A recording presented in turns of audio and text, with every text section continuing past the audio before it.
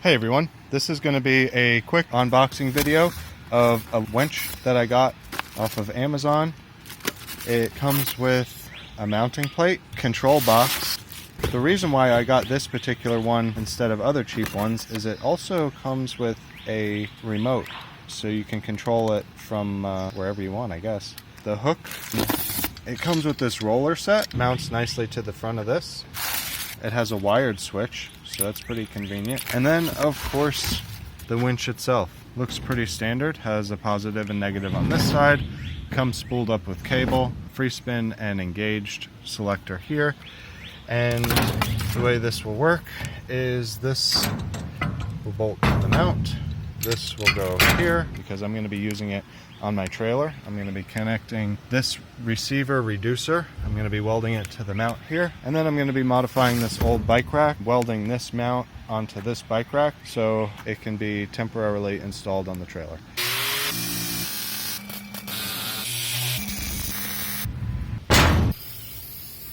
Tools you will need for this installation are a 13/32 socket for these, 9/16 socket for the bolts that mount the roller on, 5/32-ish Allen wrench for the 4 cap screws that mount the winch to the mounting plate. Let's get it put together, wired up, and see if it works. Also, as a note, this comes with batteries in it. I thought that was kind of a nice touch.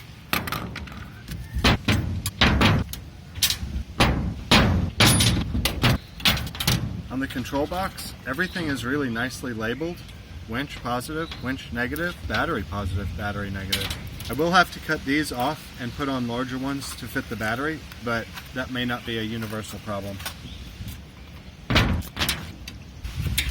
I did have to get a little needle nose pliers just to get this cotter pin out to be able to put the hook on the end. This manual switch with a handlebar mount, I'm not going to worry about hooking this up right. Let's put it in the receiver, hook it up to the battery, and see if it works. I got everything hooked up. I got the mount hooked to the receiver. The receiver is welded to the trailer. Did pull this out. There's a free spool adjuster here. It's just hooked up positive and negative here. This is the control box. There is a wired switch that will connect into here for in and out. This doesn't have to be connected if you don't want it. I'm not using it at all. The wires over here to a deep cycle marine battery. I have the remote in hand, which works really nicely.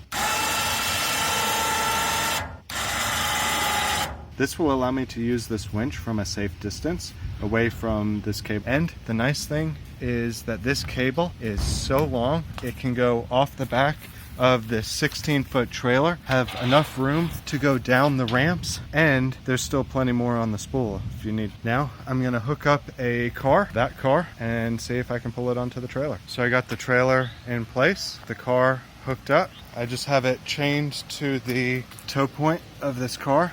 I tensioned it a bit, going all the way to the winch, the battery. It's worth noting that when you're pushing one of these buttons, there's a slight delay in when you let go and when the winch actually stops working, so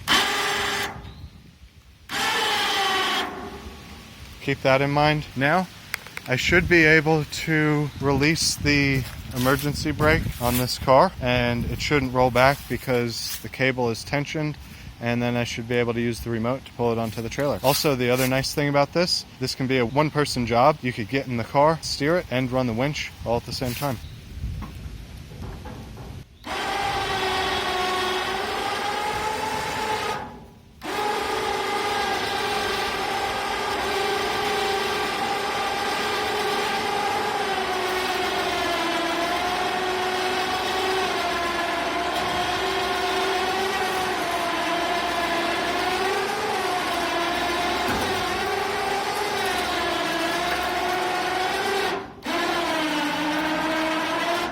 So far, so good. If you saw it struggling a little bit, these ramps have big holes in them, so the tire was falling into this, and then it had to just pull it up and over each one of these rungs.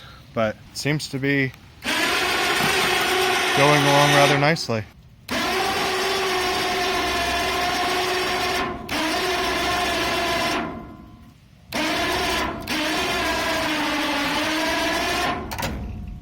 Again, this is what I was talking about it having to get over.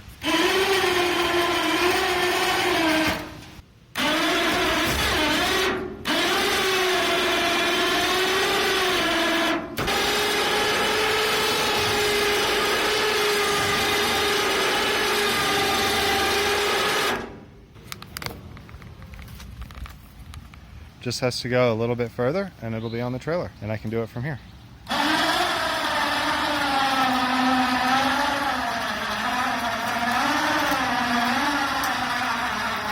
And now that the car is on the trailer successfully, this thing isn't even warm. Maybe on this end it's slightly warm. I think this was well within the capacity of this winch.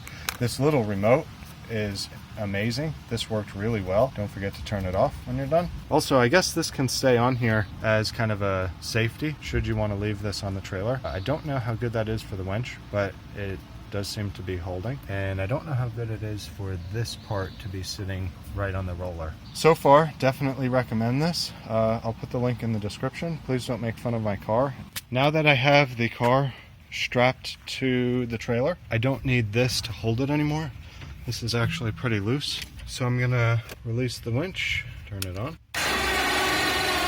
I can unhook it. Tighten it back up. It does look like I just noticed a little bit of fraying in the cable. To take that into consideration. I don't know if that's something that I did. Cool, thanks for watching and hope this was useful.